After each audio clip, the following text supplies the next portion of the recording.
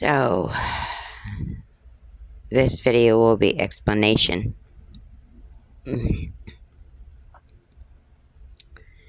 Now that you kind of got the gist of my upbringing, and that's pretty much like the entirety of like the stuff I'd go through, and it was just treacherous, but that's why I have problems making friends today, because I have major trust issues. I have a couple people that I do trust full-heartedly, and my bestie Bo Divine, I'll never forget that woman. That woman has put me into tears. She has said some really heartfelt things to me that not very many people have ever said.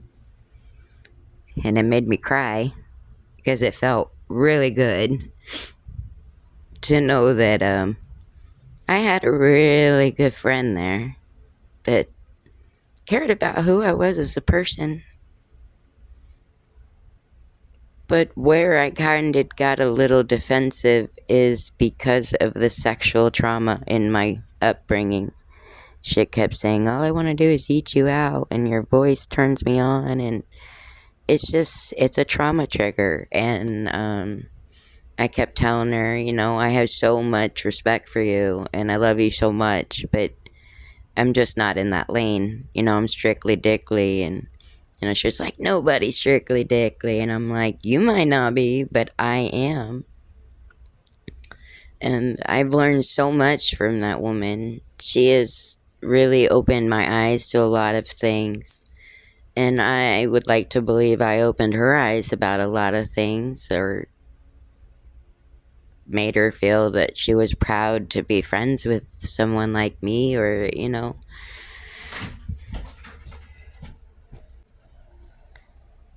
But,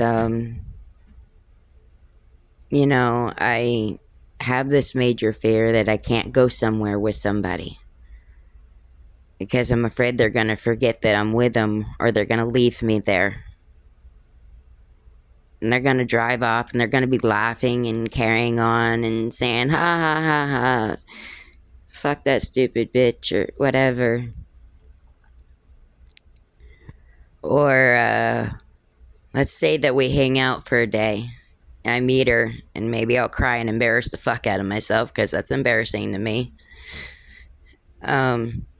And then when she leaves, I'm going to automatically think that she's going to go home, and she's never going to text me again. She's never going to talk to me again. I'm never going to hear from her again. I might cry while I'm thinking this, or thinking that she's going to say all this bad stuff about me to people that when she goes home. And I'm trying to be stronger as a person, but my time on TikTok and the fact that, like, there's this epidemic with influencers going on right now that they're not being believed, and they're all doing it for clout, and they're shopping, and woe is me and all this, and I'm really not doing that.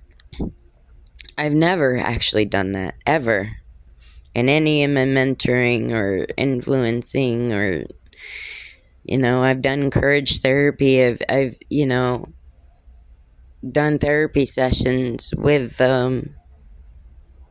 Vader, Voice of Truth. I have a whole packet on her. And I never blasted her information out the internet. I've made it known that I had a packet of her, that I've written down all this stuff, because I have to write stuff down so that I remember, and so that I can go by that to bring up other things and questions. And, I'm good at talking to people, but I gotta get to learn the person and learn their whole system so that I know where to go by. Because, I don't want to feed people bullshit. I want to really help people. And I've been trying to justify the influencers, the good ones, and making videos and just saying there are good ones out there who do really want to help people heal. But just, any journey I've ever been in, it's always been a struggle. It's always been really extremely hard work. You know, I'm the original creator of the Bratz dolls. Nobody's gonna believe me. I don't care. I don't need people to believe me to make it true. But I sent pictures into Hallmark. I think I was 18, maybe 20s, I don't know. And to see it, they were like, oh yeah, you can design cards for us, blah, blah, blah. And, you know, whatever. Even if I didn't make anything and I was just getting my art out there, you know, that was enough for me. But then they sent my stuff back, and of course I was known for making dolls with big heads, and that picture wasn't in there. And my pictures are dated back to the 2000, and you can definitely tell when ink is new ink or old ink. And so, you know, I didn't have no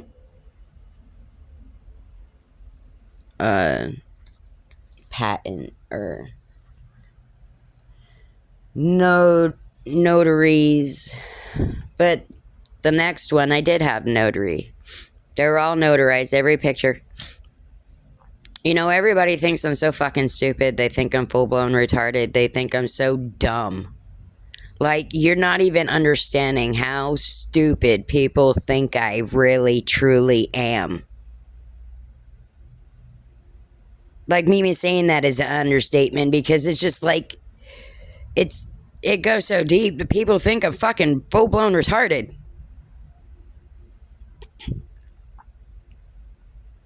But, you know, that's why I play stupid.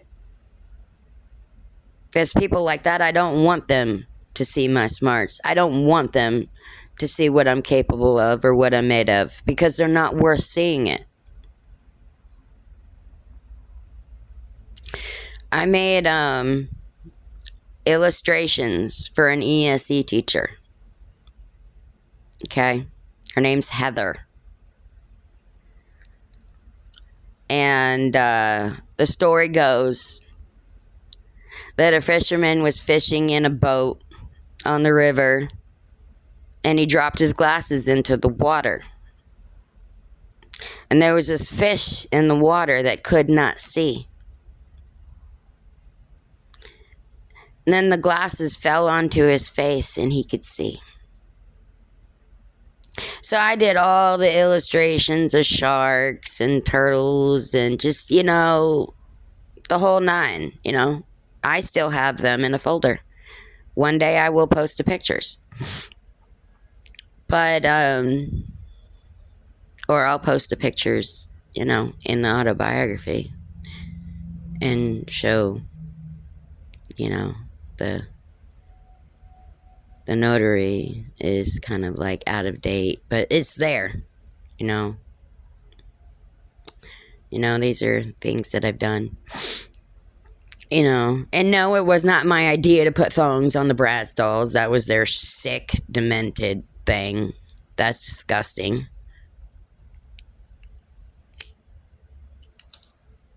But on that note, like 2 weeks, maybe, you know, give or take some time, 2 weeks, 3 weeks, you know, month, whatever, you know, in that period, infomercials hit on the Bratz dolls. And now they're a multi-billion-dollar company. You know, I didn't even care if I didn't get the money. Because growing up, even with living in deep poverty, I've never cared really about money. I needed to survive. I needed to pay my bills. I needed to get things that I need and have to have to be able to survive through life and, you know, pay my way, basically. But, it's a mystery to me how I cannot even begin to fathom how much of a selfless person I am. I mean, yeah, of course, I got my little tiny selfish things that I like for me. You know, everybody does. You know, I'm not perfect. There's nothing about me that's perfect. I will never claim to be perfect. You know, I might look in the camera one day and make a video and go, oh, my makeup is on point. Perfect. It's makeup. That's just my personal, view. Like, oh, my makeup's on point. I love it. But, yeah. The whole Daisy Diva thing on TikTok, I'll go back to the video and discuss that in a minute, but, we were talking. I knew, like, from the beginning, she's like, I'm a Christian, and everybody who puts it out there in the beginning and on the front line that, yeah, I'm a Christian. I'm like, this could go one or two ways. Because I'm a Christian. I'm an independent Christian. I think for myself, I serve the Lord, but I'm not, like, enslaved to him, if you get me. I need to be my own person. That's just who I am. I need to be my own handler. I need to be, I got to handle me. I got to handle my business. Ain't nobody gonna do it for me, and I wouldn't want them to. But, we were conversing, text, audio calls. Well, not audio. Well, yeah, audio calls or voice clips. But, and I've never told her really about my husband. Never really talked about my, I don't know this girl like that. So, I'm not quick to put my business out there until I get to really know you. And, because I don't want, my personal information discussed around a bunch of people and, have my personal business out there. Nobody does. But she had left me a long message, and, she would always say, oh, I miss my bestie. I miss you, bestie. I miss talking to you, and, oh, I love you, and, all this stuff. For weeks. And then sends me a message, oh, God says that you're a bad influence on me, and I'll pray for you, and you need to leave your husband because he's bad. He's not looking out for you, and he don't love you. Who the fuck are you? Now, that's where my territorial stuff comes in. Because who are you to sit there and tell me about someone that you have no fucking clue about? You don't know my husband from Adam. You've never seen him. You never met him. You never talked to him. You've never heard his voice. Nothing. Nothing. You have nothing to go on. I took a huge offense to that, because once you start talking about my husband, or you start talking about people that I respect, or friends, or family, or anything like that, and you don't know what the hell you're talking about, I'm about to pop the fuck off, because I ain't the one. I'm not a fighter, I'm a lover, because this vessel can't fight, because I'm 99% sure that if I ever got hit, that would be the end of me. And I have skull fractures in my skull. From Sean. Which I had posted those stories. Thank God I don't have to recollect again. Those are, I seem pretty calm in those videos when I did them, but trust me, they were hard to do. And little cackle, little laughs I'd put out. It's just, I'd rather do that than cry and embarrass myself. But, it is what it is, right? But these are just my experiences. I had a friend in high school, Marley, John Witt's sister, actually. We were best friends, or at least I thought. And then one time, that scam that's going around to where, I don't remember how it goes, about the check thing. About, go get the gift card and, send me the, that kind of stuff. Well, she tried to turn me on to that. And everybody who's anybody knows, But she's like, I already got paid. I got paid like $4,000, blah, blah, blah, blah, blah. And blah, blah, blah. I'm like, I can't. And we got into this big argument. I'm like, I don't believe I claimed you as like one of my bestest friends, and you're trying to rope me into this because you benefit off of it. That really affected me because I thought we were close. And I knew then that it wasn't. She was about the money. She was about just being selfish and gaining. She didn't give a fuck about who she drugged down with her or who she affected. You know, me and my husband, when my husband would pick me up from high school in his car, and that was my escape, we gave her a ride home many times in his car. Like, I offered many times. You know, so, like, what the fuck? But, I'm gonna conclude this video. And until next time,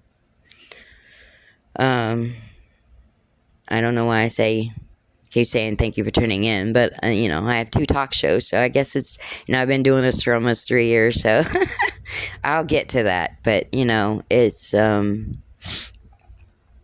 get to all the stuff that I dip my hands into, but I guess it's just force of habit, so don't mind that part.